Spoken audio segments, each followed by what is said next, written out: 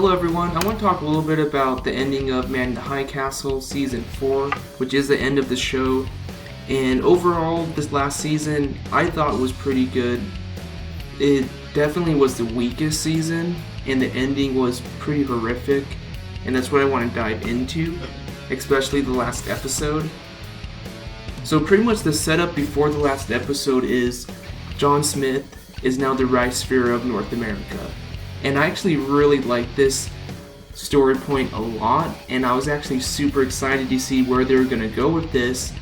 But before watching this episode, I was like, they have one episode left. What are they going to do?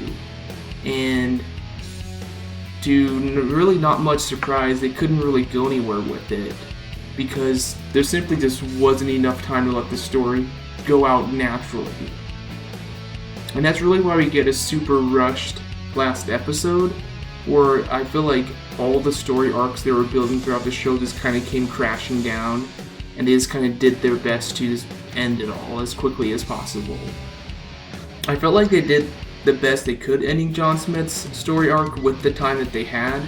I mean, throughout the whole show, he's been a pretty great character where you weren't quite sure if he was good or bad, and I feel like they could have dove into that a bit more if they had more episodes, especially another season, but they decided just to make him full evil, not really a redemption story, but they do a good job at making him a sympathetic character, which I like when shows do that.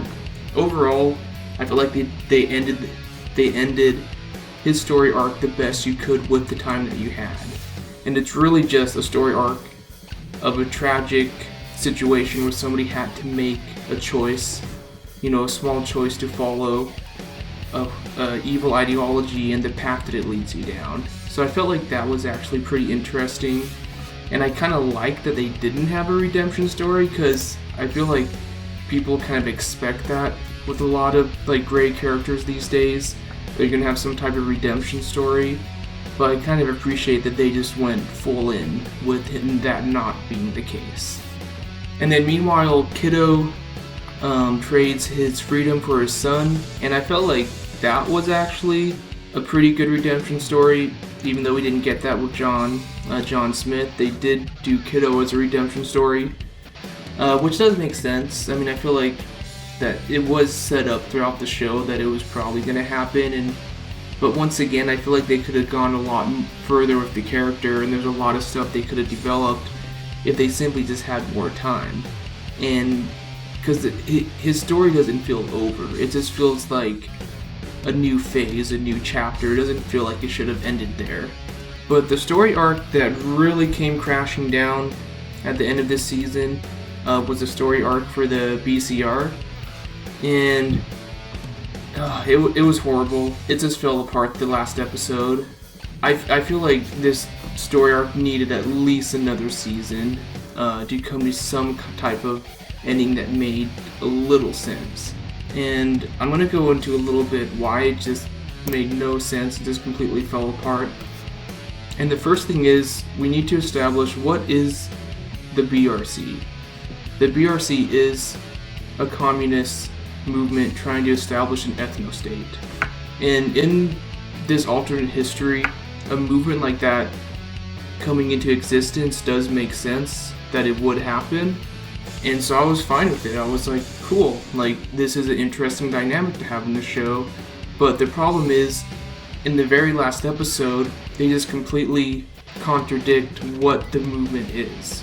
And what I mean by that is, through the whole season up to the last episode, the BCR refused to work with any other groups unless it directly benefits them in their goal of eventually creating a communist ethno-state. And then at the end of the show, in the very last episode, what do they all suddenly do? All of a sudden, this is an inclusive movement. And that just was really jarring, because yes, if they had developed it, it could have gone in that direction, but it was like one episode to the next, and all of a sudden the ideology of the movement is just completely 180. It just made no sense. And I feel like if they had had half a season, they could have developed it in that direction, which would have been fine. I would have had no problem with that, but it was just so sudden and so quick that it just made no sense. So to me, that story arc really just came crashing down, and I think a lot of that is that they had a vision of where they eventually wanted that story arc to end, but they just didn't have the episodes to tell the story, so they just had to jump leaps and bounds to get to the end. And yeah, it just didn't work. It really didn't. They could have set something up, it could have developed, and they don't even really dive into really deeply and pick apart the ideology of the movement. Like with the two main powers in the show, Germany and the Japanese Empire, they really dig into the ideology, the power dynamics, the power struggles going on. But in the BCR, they kind of just glossed over it and just kind of presented them as another resistance movement, when in reality there's a lot of deep ideology within the movement they could have dived into. But I feel like once again, that's just, the show needed another season. That's really the main problem.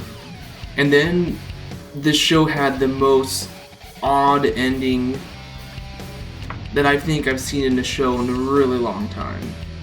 I mean, it essentially ends with a massive amount of refugees coming to this alternate history. The assumption is that these are people that are replacing their counterparts that have died on this Earth, or the alternate history Earth, and that they're essentially replacing them as refugees from whatever alternate histories they come from. And I mean, that could have made sense, but at the same time it makes no sense at all, and I'm going to go into the reason why it doesn't make any sense. And really the main reason is that the United States, or this territory of the United States, is in no way in any shape to take in refugees, at all. I mean, not to mention the Japanese and the German empires still exist and still control the vast majority of the planet and are still extremely awful, horrible places. And then what's going on in the United States? You have half the country that, now that John Smith is dead, and his second command seems to be a better guy and has taken over, but there's still a lot of horrible, evil people with horrible ideology living in this country, and I would assume some type of civil war or conflict is going to break out. And then on the other side of the country, we have a communist movement taking over. So it's like, where are these people going to go? It just doesn't make any sense, and they're just going to get stuck up in more violence from what's the current political situation is at the time that they're coming to this alternate history. Yeah, so it's like they're stuck between, okay, should I head east, where there's probably going to be a civil war breaking out, power struggles, there's still a lot of horrible people that are evil ideology, or should I head west to where there's a communist movement taking over? Not to mention anywhere else in the world they go to, it's going to be just as bad, if not worse. Completely out of context. I mean, sure, it could have been a decent ending, but in the context of what's going on, it just makes no sense. This show just really needed another season. That's really all it is. These story arcs could have developed, they could have been something, but it just needed that another season.